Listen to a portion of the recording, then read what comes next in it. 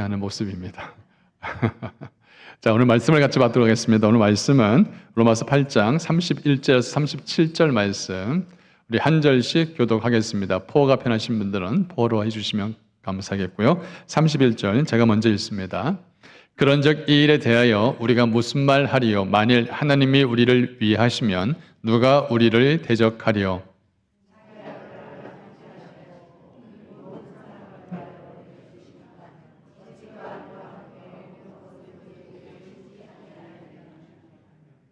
누가 능히 하나님께서 택하신 자들을 고발하리요? 의롭다 하신 이는 하나님이시니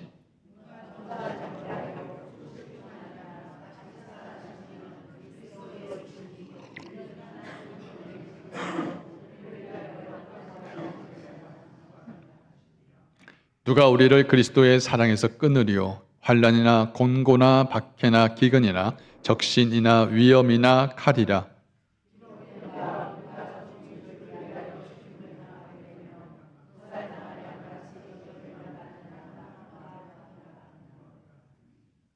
우리 같이 읽을까요? 그러나 이 모든 일에 우리를 사랑하시는 이로 말미암아 우리가 넉넉히 이기느니라. 아멘. 오늘 말씀을 로마서 8장 31절 37절까지 넉넉히 이기느니라 라는 말씀으로 함께 말씀을 나누기를 원합니다. 여러분, 우리들이 사는 이 삶은 눈에 보이는 것과 눈에 보이지 않는 그러한 전쟁 가운데 살아가고 있습니다. 눈에 보이지 않는 것은 아주 분별하기 쉽습니다. 하나님 편인가 아니면 사단과 마귀의 편인가. 보이지 않는 것은 이 두 가지 구도의 큰 구조를 가지고 있습니다. 성경은 이 하나님 편이 아닌 대적자 사단을 이렇게 표기하고 있습니다. 에베소서 2장 2절 말씀을 사단은 공중 권세 잡은 자라고 이야기를 하고 있고요. 또한 요한복음 12장 31절에 이 세상의 임금이라고 표하고 있습니다. 그 말은 뭐냐면 공중 권세 잡은 자, 이 세상의 임금이라는 것은 사단이 모든 것을 통치하는 절대적인 통치자란 뜻이 아닙니다. 여러분, 이 땅의 진정한 왕은 오직 하나님 여호와 한 분뿐인 줄 믿습니다. 아멘. 이 모든 것은 하나님의 섭리 가운데 이루어지는 것이죠.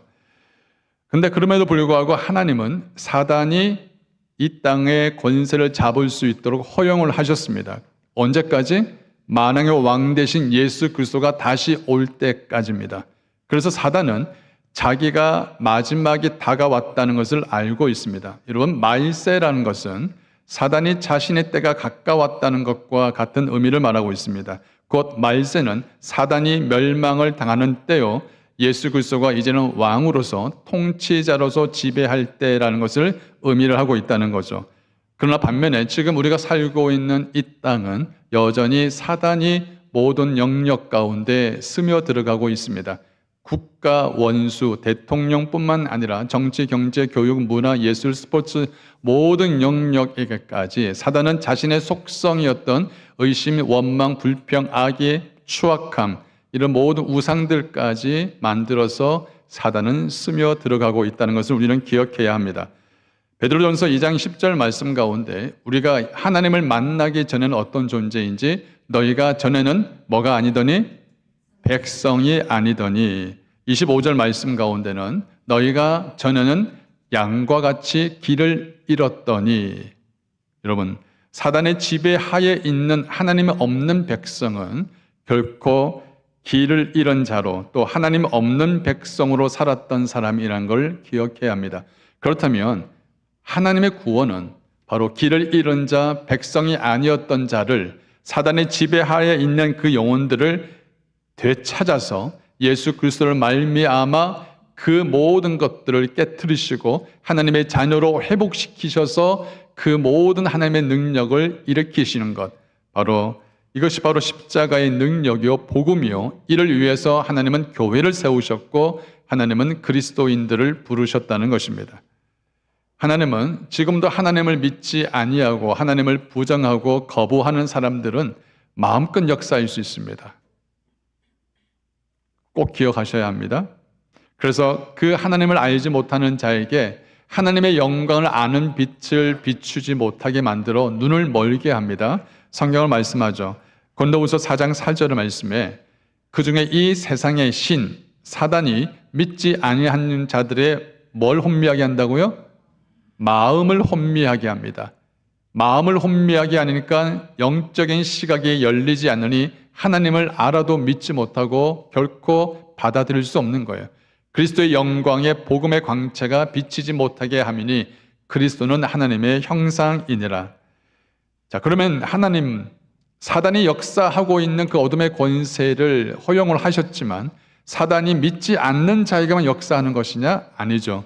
사단은 믿는 사람에게도 시시탐탐 하나님의 사람들을 넘어뜨려서 구원에 떨어져서 멀어져서 지옥 가는 백성을 삼기 위해서 오늘도 쉬지 않고 있는 존재가 사단입니다. 사단은 휴일이 없습니다.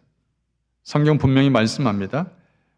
베드로전서 5장 8절 말씀 가운데 근신하라 깨어라 너희 대적마귀가 우는 사자같이 두루 다니며 삼킬 자를 찾는다라고 말하죠.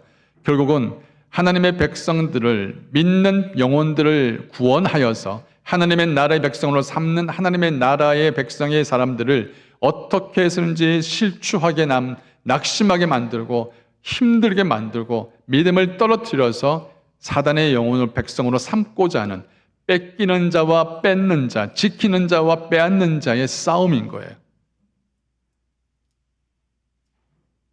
자신의 평생 종노릇하며 살았던 그런 사람이 하나님의 자녀로 살게 된다는 것을 사단은 견딜 수 없이 힘들어합니다.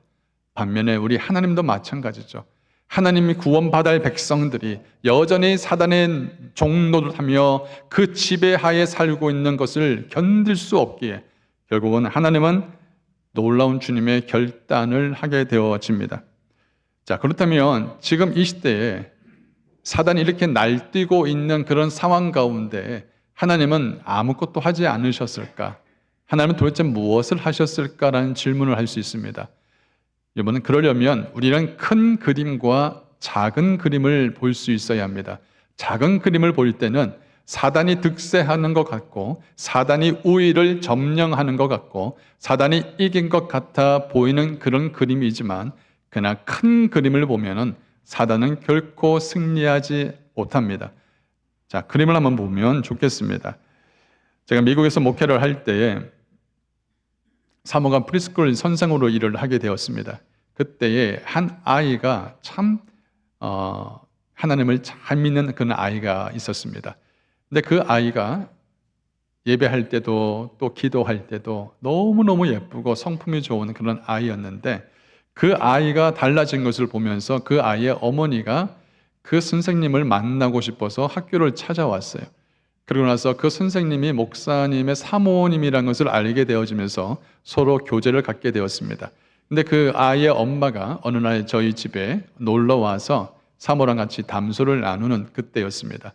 제가 그때 방에 있다가 이제 밖으로 나가는 그 찰나에 성령님이 제 마음속에 어떤 마음을 주시냐면 저 사람에게 복음을 증거하라는 마음을 주셨습니다. 그래서 그 아이의 어머니 이야기를 제가 듣게 되었는데 그때 이야기를 들으면서 참 놀라게 되었습니다. 이 어머니는 옛날에 예수를 잘 믿었던 그런 사람이었습니다. 그런데 그 아이가 지금 아이는 둘째 아이입니다. 그 집안에 첫 아이가 있었습니다. 근데 이 첫 아이가 태어나기 전에 그 집안에 고모라는 사람이 점쟁이를 찾아갔습니다. 그 점쟁이를 찾아갔는데 그 점쟁이가 이런 말을 합니다. 그 집에 큰 곡성이 들릴 거니까 조심하라고 이렇게 이야기를 하더랍니다. 그래서 이 고모가 막 달려와서 야 조심해. 근데 이 예수를 알게 되었고 교회를 나왔던 그 아이의 엄마는 그것을 그냥 믿지도 않았습니다. 한참 지나고 났는데 그 아이가 이제 기억하지도 못한 아줄게 아장아장 그렇게 되어졌을 때에 갑자기 이 아이가 세상을 떠납니다. 의문사를 당했죠. 아이가 갑자기 의문사를 당하면 정부에서 나옵니다. 연방경찰이 나와서 모든 조사를 합니다. 혹 어떤 일이 불미스러운 일이 일어나지 않았는지 조사를 하지만 이런 사건을 통하여서 그 부모들은 하나님을 떠났습니다. 그리고 교회도 나가지 않았습니다. 그리고 몇 날 며칠 그렇게 아파하고 몇 년을 아파하는 가운데 그 집에 또 둘째가 생겼어요. 둘째가 생기자마자 그 엄마는 초장부터 점쟁이를 찾아가 아이를 언제 어느 때 낳아야 될지까지 날을 받았습니다. 그렇게 태어난 둘째 아이였는데 그 둘째가 하나님을 믿기 시작합니다. 그리고 예배 드릴 때나 기도할 때나, 그래서 엄마에게 이런 말을 합니다. 엄마, 왜 식사할 때 기도하지 않고 먹어? 엄마, 왜 우리는 교회를 안 나가? 이러면서 엄마가 이 아이의 자꾸 이렇게 톡톡톡 두드리는 그 말 한마디가 너무 가슴이 아픈 거예요. 그 집안은 하나님이 없는 집안이었고 또 그 하나님에 대한 원망과 불신이 가득 차 있는 집안이었습니다. 그런데 그 벽을 누가 허물어뜨렸냐? 바로 그 꼬마가 그 벽을 무너뜨렸습니다. 그 엄마는 그날 울면서 하나님 앞에 돌아왔습니다. 그리고 회개하고 하나님께 예수 그리스도를 다시 한번 받아들이고 믿음으로 복음으로 다시 세워지는 그 은혜를 입게 되었고요. 그리고 남편과 함께 그 꼬마와 함께 첫 예배를 드리게 되는 감격스러움을 경험을 했습니다. 사랑하는 성도님들, 그 집안의 작은 그림은 엄청난 아픔이었지만 큰 그림은 이 집안의 하나님이 주인 되심을 다시 일으키는 것이었습니다. 십자가에서 예수님이 죽으셨을 때 사단이 승리한 것 같아 보였습니다. 그러나 예수님은 3일 만에 부활하셔서 우리 인간의 영혼의 죄와 사망의 권세를 깨뜨리심으로 예수 그리스도의 승리가 큰 그림인 것을 보여주셨습니다. 사랑하는 성도님들, 이 세상이 공중 권세번 잡은 자가 이 세상을 다 뒤집어 엎고 판을 펼치는 그런 세상인 것 같아 보입니다. 우리의 삶의 현장 가운데서 동서남북을 둘러보면 도저히 길이 보이지 않을 때가 있습니다. 근데 여러분, 그때 이 땅과 열방과 온 우주를 만드신 하나님의 시각으로 보게 되어진다면 큰 그림을 보게 될 것입니다. 우리를 이기게 하시는 하나님, 우리를 건져내 주셨고 우리를 다시금 일으키신 그 하나님의 큰 그림으로 볼 수 있는 영적인 은혜가 우리 성도들 가운데 일어나기를 주의 이름으로 축원합니다. 그 성경, 이 약속을 오늘 우리에게 말씀을 주셨습니다. 로마서 8장 31절, 우리 같이 큰 소리로 외칩니다. 로마서 8장 31절, 그 앞에 구절. 우리가 무슨 말 하리요? 만일 하나님이 우리를 위하시면 누가 우리를 대적하리요? 다시 한번 따라합시다. 하나님이 우리를 위하시면 누가 우리를 대적하리요? 이 말씀은 대적자가, 우리를 대적할 자가 없다라는 것이 아닙니다. 우리를 대적하는 자가 여전히 있습니다만 그럼에도 불구하고 하나님께서 우리를 지키시고 하나님께서 우리를 위하시고 보호하시는 그런 하나님을 누가 감히 대항하겠느냐는 말씀인 것입니다. 그래서 우리 믿는 그리스도인들은요, 이런 영적인 분별함을 갖고 있어야 합니다. 우리를 대적하는 존재가 무엇인지 정확하게 알아야 싸울 수 있지 않습니까? 저걸 알지 못한 채 우리가 준비를 할 수도 없고, 저걸 분명히 안다라면 우리는 분명히 대비하고 싸울 수 있는 준비를 할 수 있는 거죠. 분명히 알아야 합니다. 하나님을 대적하고 믿는 자들을 대적하는 존재, 첫 번째가 사단 마귀라고 분명히 말씀드렸습니다. 사단 마귀는 어떻게 스며들어오냐? 세상으로 스며들어옵니다. 세상에 있는 모든 가치관과 모든 문화, 정치, 경제, 이 모든 영역까지 파고 들어와서 세상에 지배하고 있는 것을 우리는 알아야 합니다. 근데 여러분, 성경은 세상을 사랑하지 말라라고 말합니다. 자, 요한일서 2장 15절 16절, 여러분 잘 아시는 말씀이죠? 우리 같이 읽습니다. 이 세상이나 세상에 있는 것들을 사랑하지 말라. 누구든지 세상을 사랑하면 아버지의 사랑이 그 안에 있지 아니하나니, 이는 세상에 있는 모든 것이 육신의 정욕과 안목의 정욕과 이생의 자랑이니 다 아버지께로부터 온 것이 아니요 세상으로부터 온 것이니라. 아멘. 자, 보세요. 성경은 우리에게 세상을 사랑하지 말라라고 말합니다. 근데 반면에 하나님은 이 세상을 이처럼 사랑하사라고 말합니다. 하나님은 이 세상을 사랑하고 우리는 세상을 사랑하지 말라고 말합니다. 이 똑같은 세상이 다른 세상이라고 볼 수 있을까요?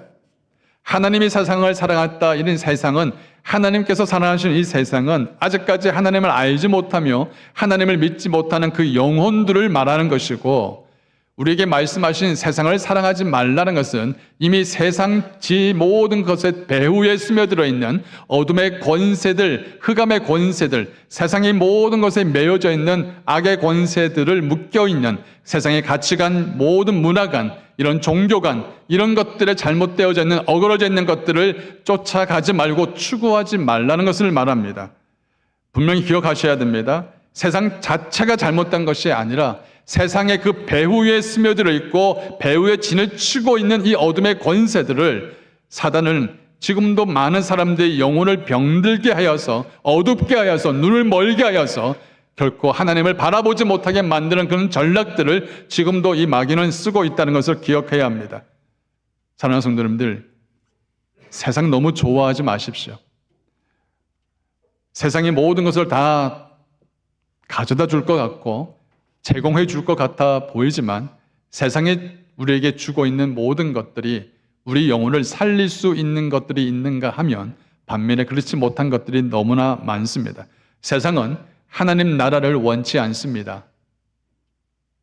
오히려 세상은 하나님보다 너 자신을 위해서 살라고 말합니다. 야, 한 번밖에 없는 이 짧은 인생, 왜 그렇게 너를 위해서 살지, 너의 행복을 위해서 살지, 왜 구태여 주일날마다 그렇게 꾸역꾸역 교회를 나간다고 하느냐? 아직까지 즐길 수 있고 누릴 수 있는 것이 얼마나 많은데, 세상은 우리에게 하나님보다 물질을, 하나님보다 나 자신을, 하나님보다 나의 행복을 더 추구하라고 우리에게 이야기를 합니다. 그런데 여러분, 세상에 있는 것 영원한 것이 없습니다. 세상에 있는 것은 반드시 사라지고 부패합니다. 하나님께서 우리를 위해서 당신의 하나밖에 없는 독생자를 주셨고, 그 은혜로 구원받은 우리들은 결코 썩어 없어질 이 세상 것을 붙드는 사람이 아니라 영원한 하나님을 붙들어야 될 줄 믿습니다. 믿으십니까?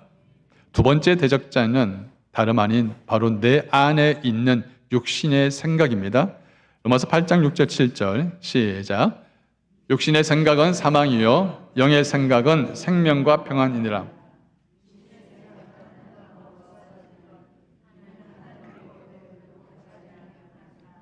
할 수도 없음이니라. 아멘.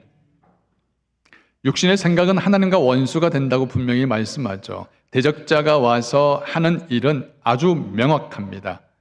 왜냐하면 하나님의 사랑을 의심하게 만들죠. 하나님이 정말 너를 사랑한다면 너에게 이런 아픈 일들이 왜 생겨나느냐? 하나님이 너를 정말 위한다면 너가 이렇게 고통당할 수 있는 일들이 왜 일어나게 내버려 두시겠느냐? 그런 일을 당하고서도 내가 하나님이 너를 사랑한다고 그렇게 믿을 수 있겠느냐라는 작은 의심의 화살을 쏘아버립니다. 여러분, 의심이 한번 들어와 버리면 그렇게 쌓아 올랐던 그런 분명한 확신과 그 믿음이 와르륵 무너지는 사람들이 의외로 많습니다. 그리고 더 나아가서 우리에게 절망과 낙심을 가져다 줍니다. 여러분, 세상을 살아가다 보면은 제일 불행한 경우가 뭐냐면 소망이 없다는 거죠. 이렇게 살아도 분명히 일어날 수 있고 살아갈 수 있고 피할 수 있고 이겨나갈 수 있는 소망만 있으면 버틸 수 있겠는데, 소망이 사라져버리면 그때부터 그 영혼은 일어날 힘을 잃어버리게 되어지죠.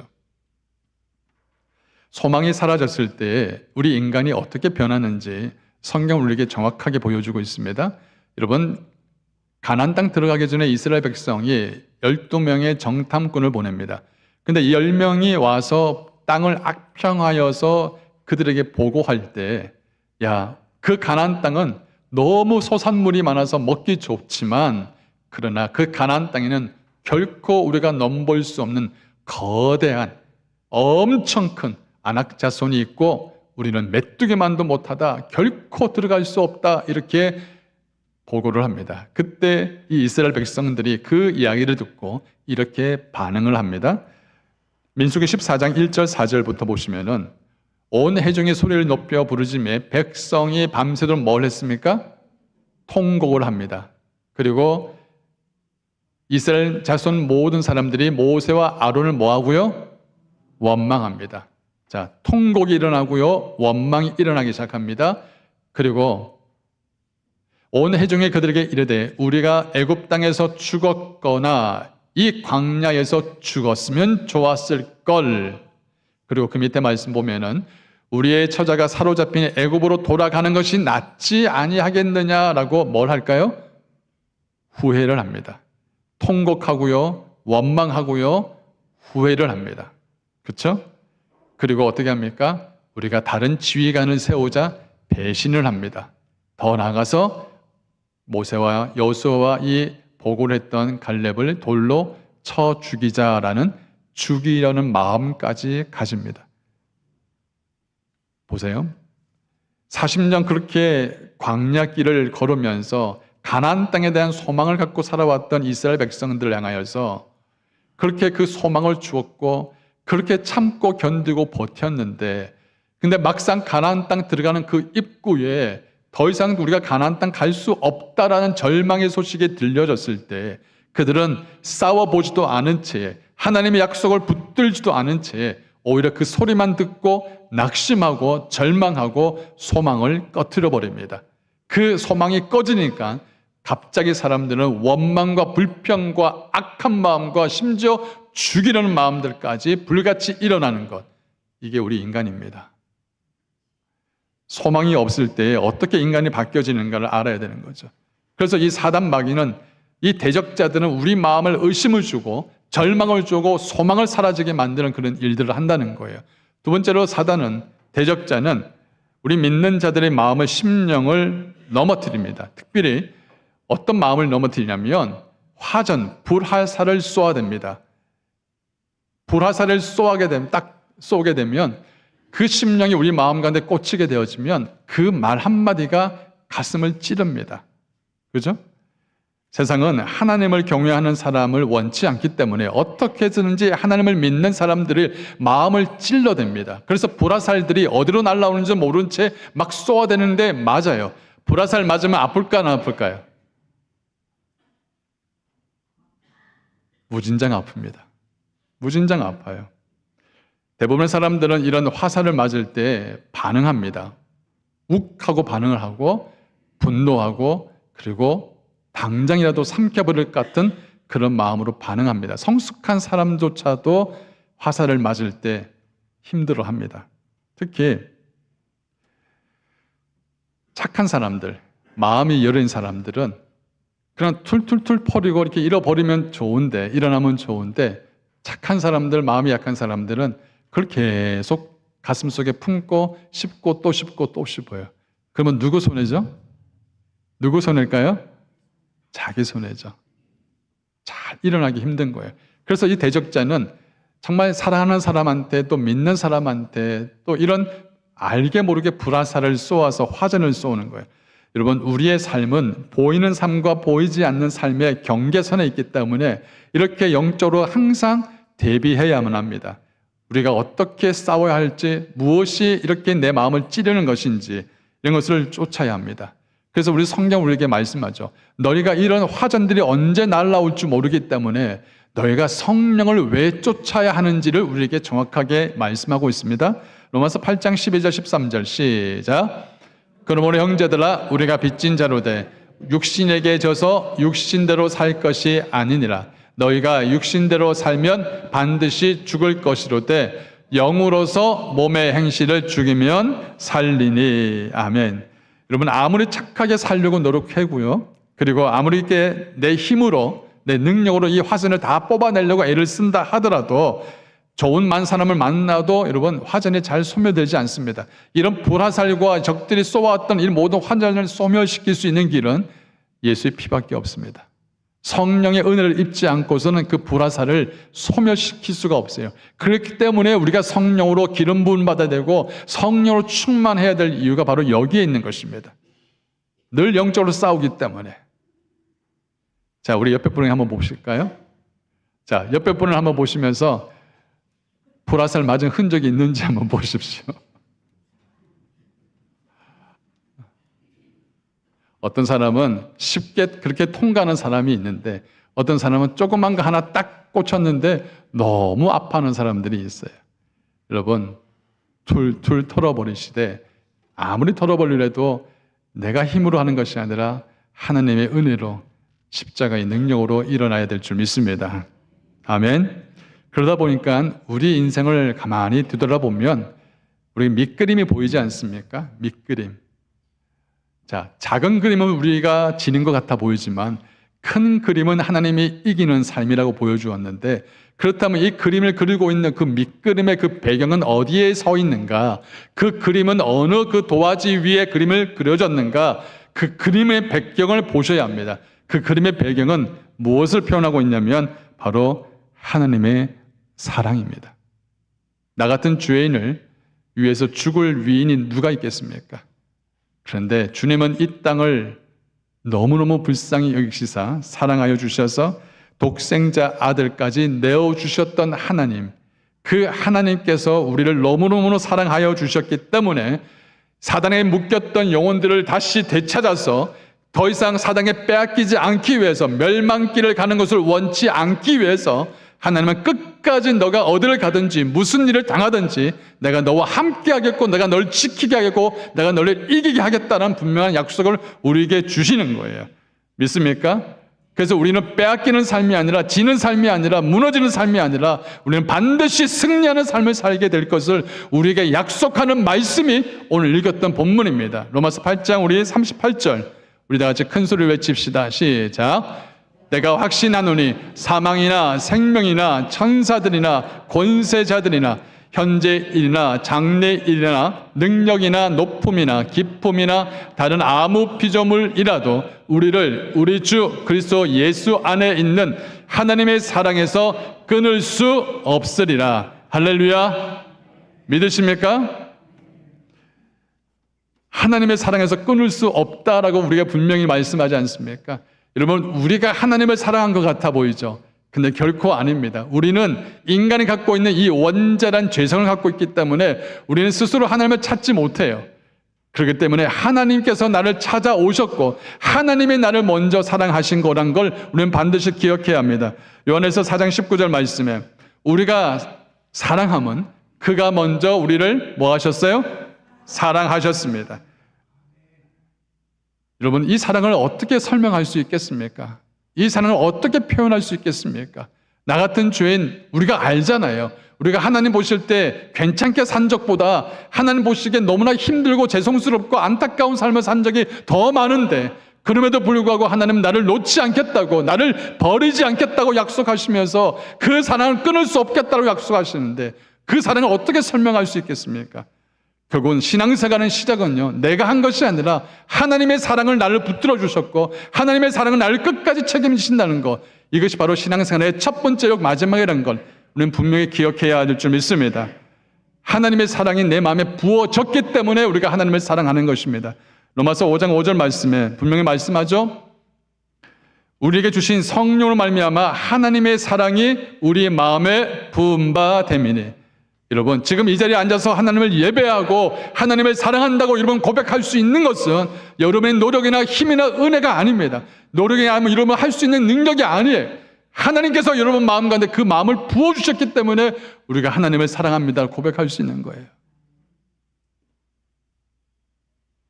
그 사랑의 표현이 이렇게 표현하고 있습니다. 로마서 8장 32절 자기 아들을 아끼지 아니하시고 우리 모든 사람을 위하여 내어주신 이가 어찌 그 아들과 함께 모든 것을 우리에게 주시지 아니하시겠느냐.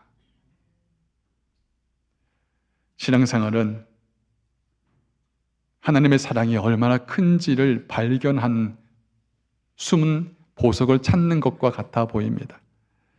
하나님의 사랑이 얼마나 큰 것인가를 만나면 만날수록, 발견하면 발견할수록, 하나님의 그 은혜가 얼마나 큰가를 알면 알수록 우리는 하나님을 위해서 살고 싶은 거룩한 소원이 생깁니다. 물론 처음부터 하나님의 사랑을 알지 못하는 사람에게 무리한 요구를 할 수 없어요. 그런데 나를 위해서 주님의 십자가에 죽으시고 나를 위해서 모든 것을 내어놓으신 그 하나님의 사랑을 발견한 사람은 하나님을 위해서 살고 싶은 그런 아름다운 소원, 거룩한 소원이 생겨납니다. 그래서 빌립보서 2장 13절 말씀 가운데 너희 안에 행하신 이는 하나님이시니, 기억하십시오. 너희 안에 행하신 이는 하나님이시니, 자기의 기쁘신 뜻을 위하여 우리에게 무엇을 주신다고요? 소원을 두고 행하게 하십니다. 그냥 소원을 그냥 품는 것이 아니라, 소원을 둘 뿐 아니라 그 소원을 이룰 수 있도록 하나님을 위해서 살고 싶은 그런 마음들이, 삶이 이루어진다는 것입니다. 무엇을 말하죠? 신앙의 출발점은 내가 아니라는 것입니다. 처음도 하나님이시요, 마지막 끝도 하나님이십니다. 믿으십니까? 그 알파와 오메가 되신 그 하나님, 그 넓고 풍요하고 전능하신 그 하나님이 우리 그 짧은 인생을 살고 있는 우리들에게 아낌없이 모든 것을 내어놓으시면서 내가 너를 이기게 하겠다, 내가 너와 함께 하겠다, 내가 가장 소중한 내 아들까지 내가 너에게 다 주었다. 여러분, 이런 신령한 은혜와 복을 우리가 믿는다는데 이게 얼마나 큰 복인지 여러분 아십니까? 만약에 우리가 교회를 나오는데 하나님을 믿는데도 불구하고 이런 하나님의 크신 은혜와 복을 우리가 알지 못하면서 그렇게 사는 사람들은 꼭 무엇과 같냐면, 혹시 여러분 크루즈 여행 갔다 오신 분 아실 겁니다. 크루즈 가면 그 표 안에 뭐가 다 들어있죠? 네, 다 들어있죠. 크루즈 여행 갔다 오신 분들은 그 표 안에 먹을 거, 입을 거, 잘 거, 누릴 수 있는 거 다 들어있습니다. 근데 하나님의 사랑이 얼마나 큰지를 모르면서 그렇게 신앙생활을 하는 사람들은 뭐와 같냐면, 내가 눈치를 보면서 이거 먹어도 될까? 이거 내가 이거 사용해도 될까? 이거 내가 들어가도 될까? 이런 것을 여러분 전혀 누리지 못한 채 그냥 마지막 도착할 그런 항구에 와서 그냥 조용히 내리는 거 마찬가지. 우리가 하나님께서 아들을 내어주신 그 하나님을 위해 무엇이 아까워서 못 주시겠냐고 약속하셨는데, 우리가 하나님의 그 사랑을 누리면서 살 수 있는데 불구하고 그걸 모른 채 살아가는 그런 삶을 산다면 얼마나 안타깝겠냐는 거예요. 이 대적자가 하는 일이 또 그런 거예요. 야, 하나님 너 교회 다녀? 그런데 그냥 그렇게 교회만 다녀, 끝이야.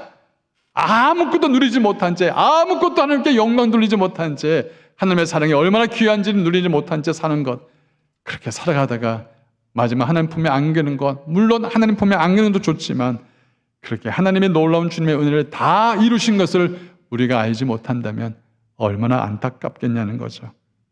저는 이 원대한 하나님의 사랑을 경험한 사람이라면 우리는 어떤 일을 만나도, 어떤 상황 가운데도 우리를 넉넉히 이기게 하시는 하나님을 우리는 절대적으로 믿으시는 축복이 있기를 바랍니다. 아멘. 사도 바울은 이 은혜를 경험을 했습니다. 하나님의 그 사랑이 너무너무 원대하고 크다 보니까 자기가 겪고 있는 그 삶의 아픔과 심지어 힘든 것까지도 그것을 너끈히 이길 수 있는 하나님을 믿으니까 이기는 삶을 살게 되어지더라는 거죠. 고린도후서 말씀을 봅시다. 1장 8절 10절 시작. 힘에 겹도록 심한 고난을 당하여 살 소망까지 끊어지고 우리는 우리 자신이 사형 선고를 받은 줄 알았으니 이는 우리로 자기를 의지하지 말고 오직 죽은 자를 다시 살리시는 하나님만 의지하게 하심이라. 10절. 이같이 큰 사망에서 우리를 건지셨고 또 건지실 것을 이후에도 건지시기를 그에게 바라노라. 아멘. 우겨쌈을 당하여도 피할 길이 없어 보이는 것 같아 보여도, 심지어 마음속에 사망 선고를 받은 것 같은 극심한 고난에 있을지라도 사도 바울은 바라봅니다. 나를 건지시고 건지실 뿐 아니라 이후라도 건지시고 심지어 내가 죽고 난 이후라도 건지실 수 있는 그런 능력의 하나님을 의심하지 않았습니다. 저는 우리 성도님들 이런 하나님이 우리의 하나님인 줄 믿습니다. 믿으십니까? 자, 그렇다면 질문이 나옵니다. 어떤 질문? 하나님, 당신이 우리를 이기게 하신다고 약속하시는데, 당신이 우리에게 분명히 이기는 삶을 살게 한다고 약속하시는데, 지금 당장 내가 너무 힘겨운데, 지금 내가 살기 너무 어려운데, 지금 내가 너무너무 힘든데 이 약속만 주고 도대체 하나님은 뭐 하십니까? 라는 질문을 우리는 던질 수 있습니다. 약속을 던져놓고 아무것도 하지 않는 것 같은 내 삶에 좀 돌아보면 변화가 없어요. 변화가 전혀 없는데 그냥 계속 약속만 믿고 살라는 말입니까? 도대체 어떤 부분에서 내가 이겨나갈 수 있습니까? 라는 질문을 할 수 있어요. 하나님을 약속을 믿었는데 분명히 내가 약속하셨다고 믿는데 변화가 없어요. 계속 어려움이 찾아옵니다. 이럴 때 여러분 어떻게 하시겠습니까? 대적자는 우리를 넘어뜨리려 하고 있고요. 우리를 낙심할 뿐 아니라 절망케 하고 있는 가운데 우리는 어떻게 해야 합니까? 대부분의 많은 문제의 시작은요, 외부의 환경에서가 아니라 내 마음에서부터 시작하는 걸 기억해야 합니다. 사단의 공격의 가장 주 포인트는 외부 환경을 통하여서 우리 마음까지 스며들어오는 거예요. 내 마음에 하나님의 약속의 말씀을 벽을 세워야 합니다. 어디까지? 내 마음의 심령이 끌어당기는, 밑으로 끌어당기는 힘보다 나를 끄집어내는, 나를 끌어내는 힘이 더 강해야만 합니다. 지금 내 마음의 심령에는 무너질 것 같고 힘들 것 같고 아플 것 같고 고민스러울 것 같은 이런 문제들을 끌어당기는데, 근데 하나님의 약속의 말씀을 내게 계속 부어주셔서 끌어내는 힘이 아니라 나를 끌어올리는 힘이 더 강해질 때까지, 그 힘이 내 입술을 바꾸고 내 생각을 바꾸고 내 마음을 바꾸고 내 행동을 바꿀 때까지 끊임없이 하나님의 약속을 그 속에 집어넣어야만 합니다. 결국은 이 모든 문제 속에서 싸울 수 있는 것은 내 환경 속을 붙들고 있는 내 마음과 하나님의 약속이 부딪혀 싸워서 하나님의 약속이 내 마음을 지배하게 될 때에 결국은 그 산은 무너지지 않습니다. 아멘. 하나님의 약속을 계속 내 심령에 퍼부으면 그 약속이 내 심령을 콸콸콸 차고 넘치게 만들 때까지 계속 퍼부으면 어느 순간에 내 생각이 바뀌고요, 내 말이 바뀌고 내 심령이 바뀌어집니다. 그런 싸움을 해야 합니다. 지는 삶이 아니라, 그냥 무너지는 삶이 아니라, 내버려두는 삶이 아니라 싸우셔야 합니다. 두 번째는 참고 인내할 수 있는, 버틸 수 있는 힘이 있어야 합니다. 우리가 금방 결과가 나오면 얼마나 좋겠습니까? 내 시간표대로 이루어지면 얼마나 좋겠어요. 근데 사실 세상 일이 다 그렇습니까? 결코 그렇지 않죠. 근데 어떻게 해야 돼요? 하나님의 약속을 계속 내 마음 심령 가운데 받아들고 내 마음이 초조해지거나 조급해지면 집니다. 여러분, 그럴 때 버틸 수 있기 위해서 뭐가 필요하냐면 동력자가 필요합니다. 나를 지지해 줄 수 있는, 나를 함께 아픈 것을 같이 동력하고 같이 나눌 수 있는 그런 믿음의 동력자가 있으면 잘 버틸 수 있어요. 혼자 싸우면 쉽게 무너집니다. 그러나 나를 위해서 누군가가 중보해주고, 나를 위해서 누군가가 기도를 해주고, 나를 위해서 누군가가 눈물을 흘리며 손을 잡아주면 내가 너에게 기도하겠다고 이렇게 기도할 수 있고 함께 할 수 있는 동력자가 있으면 버틸 수 있어요. 이런 믿음의 동력자가 여러분의 남편이 되고 여러분의 아내가 되고 여러분의 자녀들이 되어주고 우리 교회 성도가 되어주고 주의 종들이 되기를 축원합니다. 아멘. 세 번째는 내 상황이 힘들고 내 문제가 풀리지 않는다고 해서 그곳에만 계속 집중하고 초점을 맞추면 변화가 없습니다. 네, 성경은 우리에게 뭐를 말씀하시냐면, 그렇지, 네 문제 아무리 생각하고 골똘하게 문제를 이리저리 해결하려고 애를 써봐도 바뀌지 않지. 한번 나에게 맡겨보지 않겠니? 그리고 너는 먼저 그의 나라를 구해봐라. 이렇게 말씀합니다. 여러분, 아무리 밤새 고민하고 아무리 이것을 해결하려고 몸부림쳐도 풀리지 않는 거라면, 여러분에게 답이 없다면 하나님은 답이 있거든요. 아멘. 그분께 모든 것을 의뢰해 보시고 의지해 보십시오. 그리고 그 하나님께서 분명히 말씀하셨듯이 너의 문제는 나에게 맡기고 너는 하나님의 나라와 의를 먼저 구해보지 않겠니? 그럴 때 이 모든 것을 너에게 더해 줄 수 있는 힘이 나에게 있다라고 말씀합니다. 사랑하는 성도님들, 문제에 초점을 맞추는 인생이 아니라 하나님의 신실하심에 초점을 맞추는 인생 되기를 주의 이름으로 축원합니다. 오늘 말씀은 우리에게 정말 귀한 말씀입니다. 지금도 우리가 이 이민자의 삶을 살면서 수많은 영적 전쟁을 갖고 살아갑니다. 그런 가운데 우리를 넘어뜨리고 무너뜨리게 하는 이 대적자를 여러분 가만히 놔두지 마십시오. 제가 늘 말씀드리지 않습니까?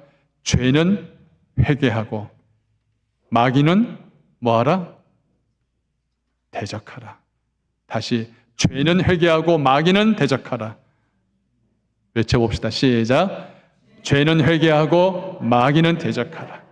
여러분 마귀를 웰컴이라고 받아들이지 마십시오. 마귀는 대적할 때 여러분을 떠납니다. 이런 영적 싸움에서 우리를 넉넉히 이기게 하실 그 하나님이 저와 우리의 하나님인 줄 믿습니다. 그 하나님을 진실로 의지하며 사는 저와 여러분 되시기를 주의 이름으로 축원합니다. 같이 기도할까요?